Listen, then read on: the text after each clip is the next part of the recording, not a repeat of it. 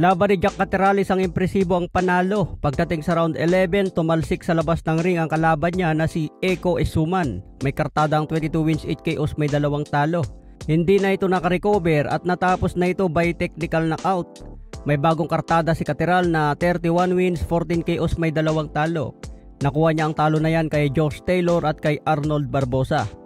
Itong si Eko Esuman naman na kalaban ni Jack Catterales, huling panalo nito, tinalo niya si Josh Taylor. Sa iba pang balita, Chris Eubank baka tuluyan ng magretiro matapos ang pagkatalo kay Conor Benn. Edad 36 pa lang si Chris Eubank mga boss, pwede pa ito lumaban ng 2 taon pa. Pero sabi nga ni Conor Benn, pwede nang pag-isipan ni Eubank ang pagretiro dahil sa 2 anak. Ang target ngayon ni Conor Benn labanan si Mario Barrios para sa WBC belt. Gusto daw niya maging champion muna sa 147 bago ito lumaban sa 154 pounds. Kaya lahat daw ng fighter ngayon sa 147, humanda na sila kay Conor Benn. Kasama na dyan si pambansang kamao Manny Pacquiao. Sa iba pang balita, Mikey Garcia may reaksyon sa laban ni Mayweather kay Manny Pacquiao. Natanong ito sa ES News at sinabing parehas panalo si Pacquiao at Floyd dahil parehas kikita ng malaki. Hindi daw kasing laki ng laban nila tulad ng dati na umabot ng 4.6 million pay-per-view buys. Hindi daw ito ang laban na gusto natin makita, pero sigurado na papanoorin pa rin ang laban dahil na lang sa pangalan nila. Lalo na isang real fight itong mga boss at hindi lang exhibition fight. Sa ibang banda, Devin Haney handa na ngayong November 22. Tiwala si Haney na mananalo kay Brian Norman.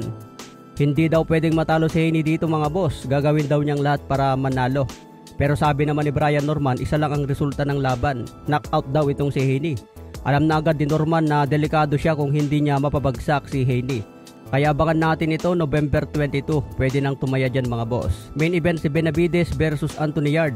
Dito yamado si Benavides kaya maganda tumaya dito by knockout. Samantala, training ni pambansang kamao Manny Pacquiao, marami ang nakapansin na bumagal na raw si Pacman. Pinakita ang isang shadow boxing mula kay Marvin Mabay TV. Tila bumagal na raw si Pacman sa edad na 47. Pero katatapos lang ata ni Pacman mag-jogging dito mga boss. Tumakbo ng malayo sabay shadow boxing.